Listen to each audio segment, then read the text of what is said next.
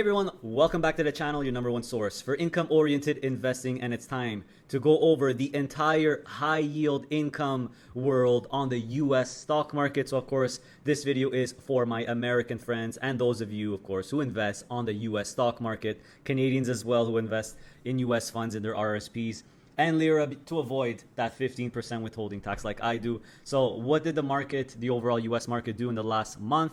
Just for reference, I am filming this on September the 4th. Last month has been pretty good, to be honest with you. If we look at the last month here on the S&P 500, which in my opinion is the best index to really measure the overall US market, up over 6%. So the US market has done really well in the last month. NASDAQ up as well, almost 6%. Of course, lately, a little bit of volatility lately with Nvidia, but with tech stocks. For the most part, the last 30 days have been really well. I know that everyone is expecting in September for the Fed to actually start cutting interest rates. Canada just announced today another 25 basis point interest rate cut. So I'm sure the Fed is going to follow. Maybe they'll cut by 25 basis points as well. We'll see what happens. That usually props up stocks, bonds, props up everything because money just gets cheaper to borrow and increases liquidity. So that's it pretty much for what the market has done. I personally don't follow the news too deeply in terms of, sectors and single stocks. But if you're interested, check out this cool app called Stock Pick. It's what I like about it is that it's a mobile app. It's a politically neutral app where it's really designed for retail investors to get yourself informed on the stocks you like every single day, and use my referral code. If you use it, you could try it out for free for a couple of weeks, and then if you want to sign up for a year, which I think is only $80 for the whole year, you get 25% off, so it makes it about $60 with my referral code. Anyway, moving on. So now we're going to look at the entire income landscape. Of course, we're going to start with the index-based income or covered call ETFs. Major indexes, of course, are going to be the S&P 500, the NASDAQ-100, and the Russell 2000. There's more and more new products coming out. But first, I'd like to thank the sponsor of this video, of this series, a good friend of the channel, Curve. So Curve has just announced, everyone.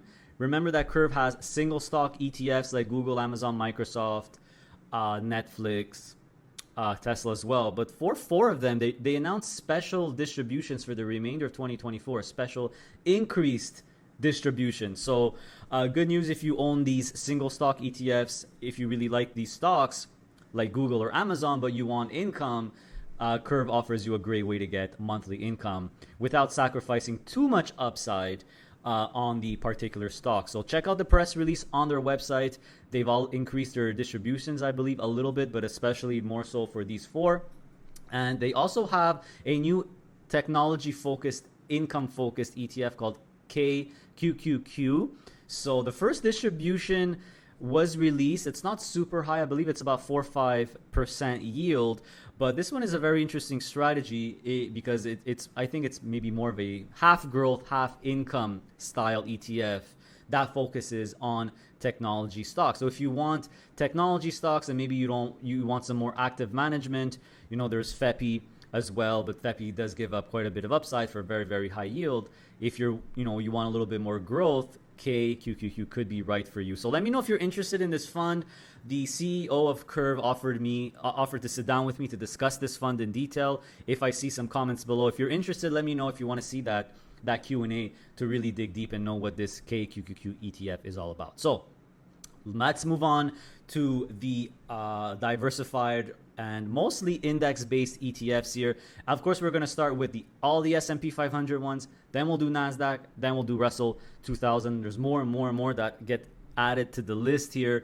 And in this monthly series, my job is really to show you what I feel are the best ones. I might not be able to cover every single one because there's just so many, but I will definitely cover the ones that I feel are the best in each category. So one category is really S&P 500 stocks, so things like stock picking within the S&P 500. It's not exactly the S&P 500 index. So there's things like Bally. There's, I think JEPI would fall under that category, but I'll put JEPI in the S&P 500 index category. But there's Bally, there's Devo, There's HCOW, I believe, also from the creators of Devo, Amplify ETFs. There's PAPI. My opinion, as far as I could see, Bali is by far the best. It's outperforming everyone. It seems to be really the best, well-managed one. And if we look at the distribution history, it's a monthly distribution that varies, increased a little bit.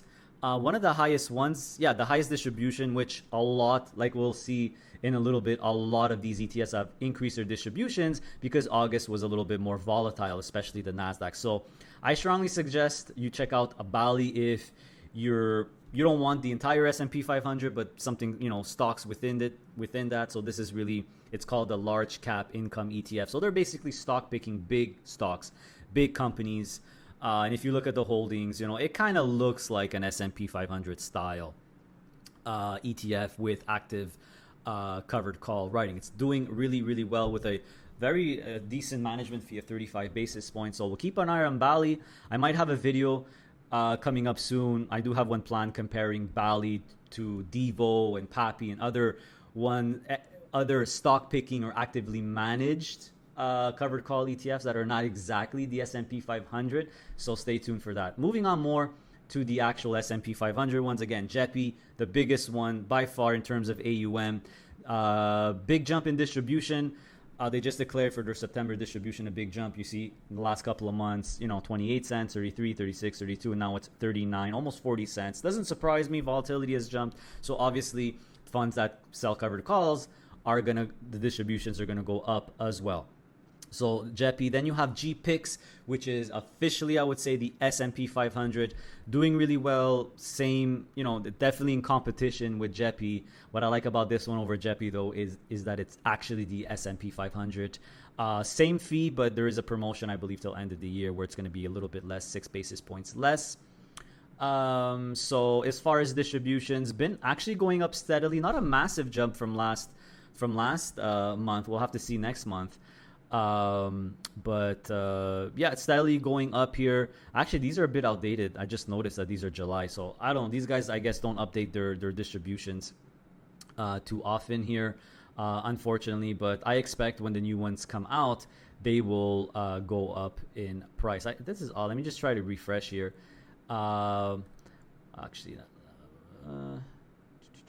Refresh. Let's see if the distribution was updated. No, and they're still on July.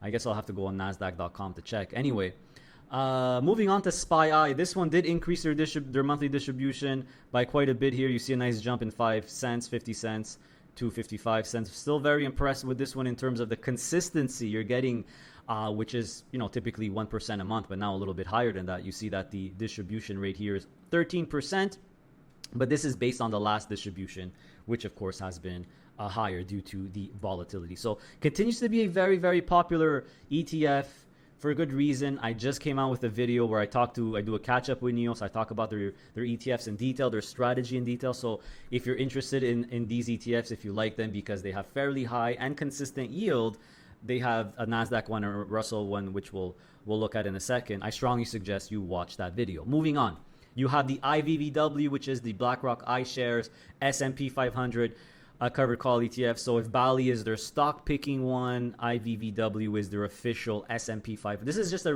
rinse and repeat strategy. This is actually the lowest fee S&P 500 covered call ETF. That's definitely one good thing about it. It's a rinse and repeat strategy. They do a 1% out of the money call every single month. And check out the latest distribution. It absolutely skyrocketed to $1, a little over $1. Doesn't surprise me. 1% out of the money means you're giving up a lot of upside, but that means you're getting at a big premium, and that's exactly what happened. Moving on, you have the Invesco S&P 500 equal weight income advantage ETF. That's definitely what makes this really more unique, is that it's an equal weight instead of a market cap weighted, which I find kind of strange. But as far as I know, the index based market cap weighted always beats the equal weight. But hey, maybe that could change if this is something that interests you. You don't want a lot of concentration in the top stocks. You want a little bit more even throughout. Maybe this one could be interesting for you. Definitely a top player, Invesco, right? These guys are the ones that manage QQQ, QQQM. So they're a very, very big player, just like Goldman, BlackRock, Vanguard, etc. So their fee is actually 0 till the end of the year. that's fantastic. And they came out with their first distribution, which I found was pretty high, 9.26, based on the information that's here as of September the 3rd. So pretty good distribution. We'll definitely have to keep our eye on this one, which I will do every single month. It's part of the group that's going to be checked every month to see. I'm curious to see what kind of, if the distribution rates will stay at about 9%. So it could be interesting if you're, S&P 500 with a little twist here, equal weight. So, hey, who knows? Moving on to the daily option now. The daily options. So the S&P 500 strategies that use daily options, of course, you have JEPY, the highest yielding one by far. And of course, was no surprise, the huge jump in their distribution. Of course, the 1 for 3 or 3, whatever there, 1 for 3 split happened. So obviously if the stock price is going to triple, the distributions are going to triple. So basically, if you just do 2.75 divided by 3, you could get a sense of how this distribution is compared to the last ones. And you see 91 cents. It's actually pretty much the highest distribution yet. So that's because volatility jumped. So you really have a massive dividend this month. Again, I've said it before, I'll say it again. When it comes to these ones, if you really love that high yield, the best way to play them is to reinvest, to drip these dividends. If you want something a little bit more stable, they have the T series, which is a 20% annual yield target. These ones are obviously going to have a much more stable stock price because they have a much lower yield at 20%. Still no slouch though. And this one, because it's a target 20%, you're going to see more of a consistent and not really major discrepancies month to month in terms of the distribution amounts. And some people really like that. So obviously, if you're living off the income, you're pulling everything out, guys, SPY-T is probably going to be better suited for you than JEPY.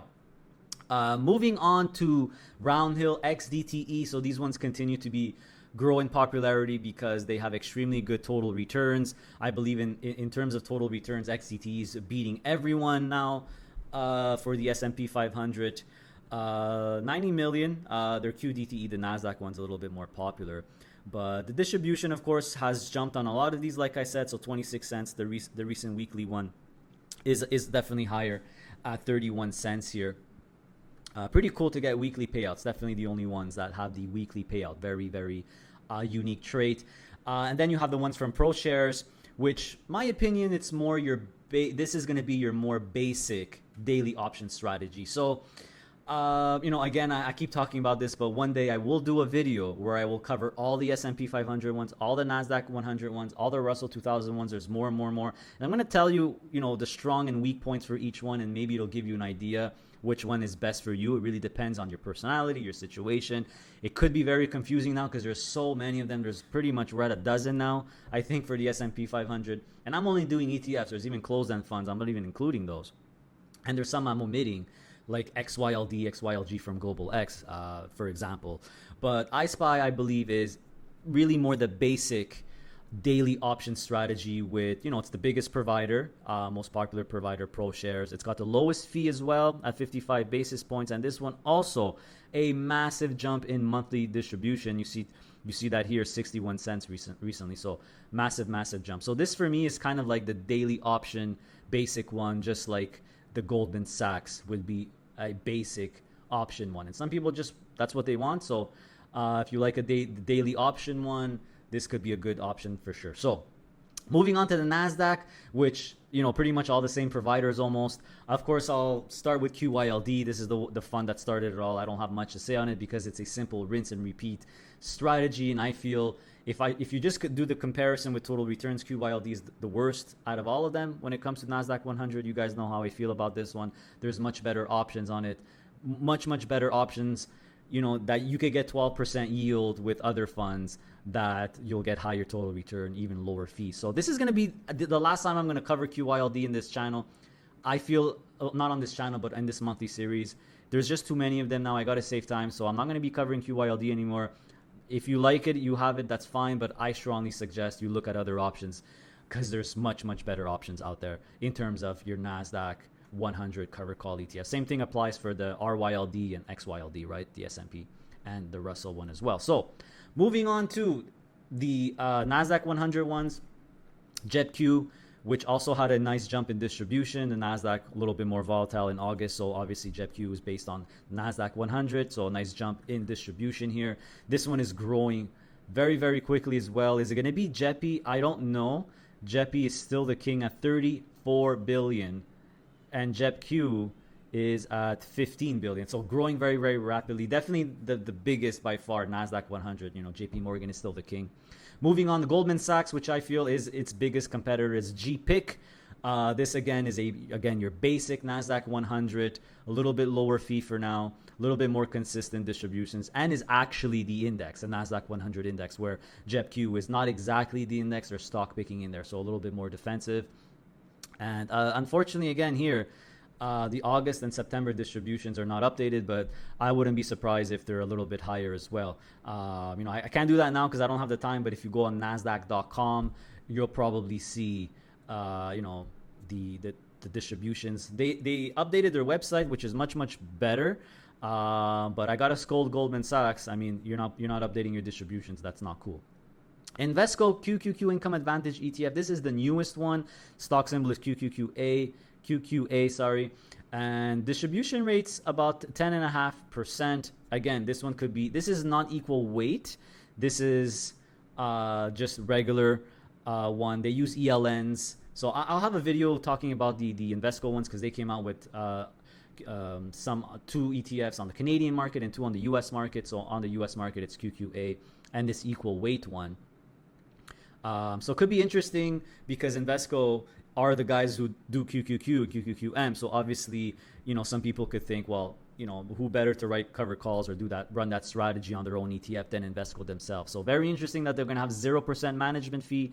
But the management fee is 29 basis points. Very, very competitive. So this is definitely going to be a player in the game in the NASDAQ covered call ETFs with a fairly consistent yield. I would probably put this in the category of basic options along with something like GPIC and JEPQ. And I do, I am putting them in a certain order. Obviously, as you could see, I'm putting like the basic ones first. Just because I say basic doesn't mean they're bad, right? Some people just want the basic, then moving on to more the higher yield ones, and then the daily option ones at the end. So you got QQQI from Neos. Again, check out that video if you haven't checked it out yet. Growing rapidly, and they also, just like SPY-I, just like the Russell one, jump in monthly distribution due to the volatility going up. So this could be a great option if you want that consistent monthly income with fairly high yield at about 14-15% yield right now. Moving on to the daily option ones, the ones that use a daily strategy. So of course you got QQQY, which is by far the highest yield ones. JEPY's NASDAQ brother or sister. Look at this yield, 105%, which is pretty crazy. So again, after the split, you're going to expect the distribution to pretty much triple. So if you just take 3.45 or almost 3.46, divide that by 3, and you could get an idea of how it compares to the past distributions, and it's by far the highest one. So maximum, if you want maximum yield, the QQQY, JPY, and the Russell one as well are definitely the ones you want to get. Of course, you are giving up significant upside. However, it does reset every day, which I like. And again, the best way to play them, in my opinion, is to drip them. If you're living off of them, the T version is much better. So this is because the capital is more consistent. And again, these are all three of them are going to be 20% target yield. And let me just check the latest distribution. Yeah, it's going to be very close to the same one. So of course you have QDT. This is the one I personally own and like the most. I recently made a video of why I went all in on QDTE in my retirement account. I'm sorry for the screeching. My cat is complaining right now. So growing very rapidly, almost at 400 million AUM. Every time I check, it has more and more AUM. Very, very strong performance. Latest weekly distribution, slightly higher than last week. And this is what really makes them special, right? The weekly payouts, the weekly compounding. From ProShares, you got IQQQ. So it's iSPY's. Where is iSPY? iSPY's NASDAQ brother or sister. Again, more of a basic option, I would say, that doesn't have too much yield and has the lowest fee out of all the daily ones, 55 basis points. But hey, check out this monthly distribution that rocketed upwards, 82 cents. So we're definitely got to keep our eye on the ProShares one. We'll see how the monthly distributions pan out. But I feel if volatility starts going down, the distributions are going to start going down as well. Moving on to the Russell 2000, not my favorite index. This measures 2,000 small cap companies. But I know a lot of you like it, and that's fine. I'm going to cover the Russell 2000. I think it's a good index to give you some exposure to still the overall U.S. market, but really the small cap segment. I personally just prefer the big cap stock. So IW, okay, these are just the worst stock symbols. They're so hard to pronounce because it's got lots of W's and M's in it. But anyway, your basic one, your lowest fee, Russell 2000 Covered Call ETF. If you want the most basic option, I think this one is probably the best one here. IWMW from iShares, a rinse and repeat strategy where they do a monthly 2% out of the money call. So it's basically very similar to what IBVW does, except it's 2% out of the money, and except it's on the Russell 2000 index. So I believe distribution went up as well for this one. Yes, it did. A massive jump in distribution is no surprise. Volatility goes up. These distributions will go up for sure. You got the NEOS one. NEOS one isn't join the Russell 2000 game. So again, if you want more of a consistent 14% yield, something like that, NEOS is one to consider. And they also had a nice jump in monthly distributions. You could see that here. Only been out for 3-4 months. You got the Defiance one, which is, of course, again, highest yielding one, the IWMY. Look at that distribution rate, 110%. Holy freaking smoke. So again, if you love the really high yield, this is going to be the one for you. Unfortunately, they don't have the T version yet. They have QQQ T and SPY T, but I'm sure the T is going to come from Russell. And I just noticed this today, actually, before I did this. I'm like, this ProShare is going to come out with a Russell one. It turns out they will. I don't even think it's out yet. I don't even think there's the inception date. It's not out yet, but they already updated. So hey, just another one to consider. So I'm out of breath, but these are what I feel are the top, or some of the top income-oriented, index-based, we're talking S&P, NASDAQ, Russell 2000 ETFs on the U.S. market. Plenty of choices. You just got to figure out which one is best for you based on the little twists that each of them do. But hey, more options equals more competition. That typically drives new ones to have lower management fees. Competition is good. Capitalism is good, guys. It's good for the end user, for us, the consumer. So try not to get too confused. Remember, they're all investing in the same indexes one way or another, so they all kind of follow each other. But some will do more covered calls, some do daily, some do monthly.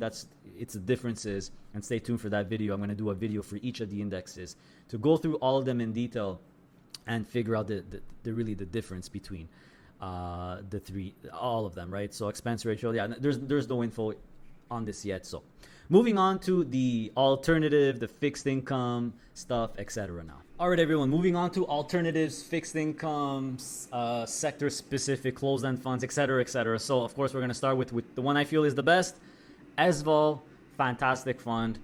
The epitome of consistency, a nice 15-16% yield. I think it's even higher than that now. Over 1.2 billion, consistent 30 cents a month distribution.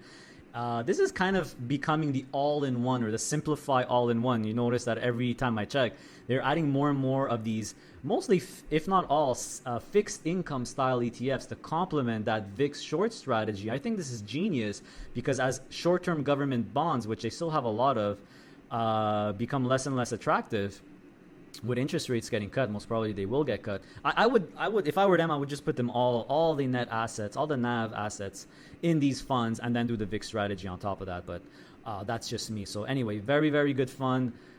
Check out the latest video I did. I talked to Larry Kim in detail about SVOL and its success. Moving on to Yield Max, of course, Yield Max, guys, just like the name says, it's going to be very aggressive, maximizing your income on single stocks.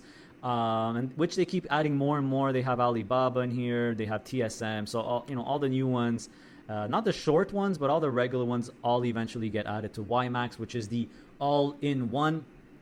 I know many people, you guys have it, and you like it. Some people don't. Remember, you got to remember what you're investing in, right? So if the product is called Yield Max, guys, you're obviously, they give up quite a bit of upside to generate those maximum premium. So again, with these funds, any high yield funds that have very high yields, my opinion, the best way to play them, guys, is to reinvest. And remember that your faith is always going to be tied to the underlying stocks. The same goes for Curve. It looks like maybe a little bit less covered calls, a little bit more total return growth oriented as well. So, it's up to you. But hey, if you're investing in a single stock covered call ETF, you know that you have a single point of failure, right? Moving on, some more sector-specific ones. You have FEPI and AIPI, which FEPI focuses on technology stocks in general. AIPI, more AI, a little bit more concentrated in AI-type stocks. You see very high distribution rates. FEPI has been a very consistent 25%. So if you really like tech stocks, it's about 15, 20 tech stocks here. Very consistent distributions. FEPI could be one to consider.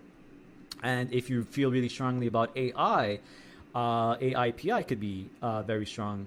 You could consider it, but of course it's going to have a little bit more riskier, more volatile stocks in here, as you could see here. You see that the 30% is in Nvidia, CrowdStrike, and ARM, or 40%, I guess, in PLTR and Palantir. So a little bit more risk with AIPI, but hey, more volatility means higher distribution rate. So if you like the AI or technology space, these are great to consider. You have Clip from Crane Shares if you want at the money covered calls on KWeb. This is an index that covers Chinese technology stocks. You have, moving on to crypto, you have YBTC, which is a classic covered call Bitcoin strategy from Roundhill. They're very, very high yield, but you are giving up quite a bit of upside. They're doing covered calls on BITO. They also launched the ETH covered call ETF, YETH. So I can't wait to see the yield on this one, but same management fee as the Bitcoin one. So if you want to get in Bitcoin, maybe some Ether, you're skeptical, you want high yield, and you're willing to give up upside for that yield, these ones you could definitely consider. I personally have Maxi because it doesn't give up as much upside as YBTC. So, basically when Bitcoin's rocketing, Maxi is going to do better than YBTC. But when Bitcoin is flatlining, like it has been doing lately, YBTC is going to start pulling ahead. So, of course, you get a lot less yield with Maxi. But I say that, but they've, this is the second month in a row where they have a $1 dividend instead of a 15-cent dividend. I feel like it could be $1 for the rest of the year, maybe. Remember that ETFs have to give out all their capital gains. So if you remember last year, at the end of the year, they gave a massive $4 dividend. So I think instead of doing this, they're spacing it out maybe and, giving out $1. Maybe they'll do it for another month or two, but that would be my guess. It's just like BITO, right? BITO has big monthly dividends because they're forecasting how much they have to give out. So that's basically it. Moving on to fixed income. So fixed income, you have AGGH, which is your aggregate bond. When you see aggregate bond ETF, it means it's kind of like an all-in-one fixed income type thing. But remember, AGGH is a big position, almost 10% in SVOL. So I personally we get SVOL instead of AGGH. But hey, if you want a pure fixed income, you have AGGH, pure fixed income but diversified. If you want fixed income specific, you got the iShares ones, right? So TLTW for your long-term government bonds. This could be good when interest rates start getting cut. It could mean TLT goes up. LQTW for your investment grade corporate bonds, so high quality corporate bonds. LQD, basically they write cover calls under LQD ETF. And then you have your regular high yield corporate bonds, HYGW as well. And as far as returns, HYGW is doing the best one, but hey, it's fixed income. You can't expect super crazy returns, right? Moving on to closed-end funds, you have Cornerstone, CLM, which is still very popular. It's only 6% premium, which I guess could be a good pickup now. But remember, the really special thing about CLM is dripping it at NAV, but only select U.S. brokers do that. You'll have to check with them. Moving on to all-in-one closed-end fund options, the best performing one by far is the CEFS ETF. Yield is not too crazy, but the performance is absolutely phenomenal here. You see that here. Definitely the best performing one in terms of an all-in-one closed-end fund solution. And remember, closed-end funds typically have a lot of fixed income. The one I personally own is RIV. This one actually is going up. It's doing very well lately. It's actually scheduled to increase their distribution. Remember that they reset their distribution every year and right at 12.5% net asset value. So, if it would reset now, you just do 12.71 plus 12.5%, and that would be the annual distribution rate, which is higher than last year. What I like about this one is they use leverage, and the fund managers it's active management, and they're closed-end fund experts. But got to give it to CEFS for having a higher performance. There's other ones as well. There's YYY, which I believe, actually I just noticed it now. they increased the number of closed-end funds that they could hold. I think it was 30 at the beginning, then they increased it to 45, and now there's 60 closed-end funds. So that's good news. I think there's more diversification in it, but and the yield has been fairly steady at about 10, 11, 12. If I look at the last, lots of fixed income in here, mostly fixed income in here, guys, which, yeah, it's still 12 cents a month, so that hasn't changed. There's HIPS as well from Granite Shares, which has REITs and BDCs and MLPs. It's just a mishmash of alternative style income. Again, if you're interested in some alternative all-in-one options, these are your 4 options, with CEFS being the highest performance. Again, I'm going to say, SVOL is my favorite. But also you have, if you like BDCs, a lot of you guys really love BDCs, you have an all-in-one BDC ETF here from Van Eck called BizD. So you don't have to, this has about 11-12% yield, I believe, or 10 or something like that. Decent performance, pretty good, guys, pretty good.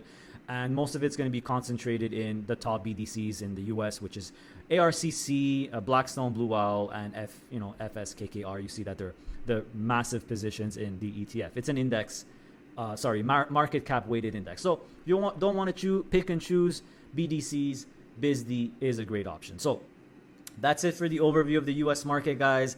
Let's keep investing, keep adding to your positions, right?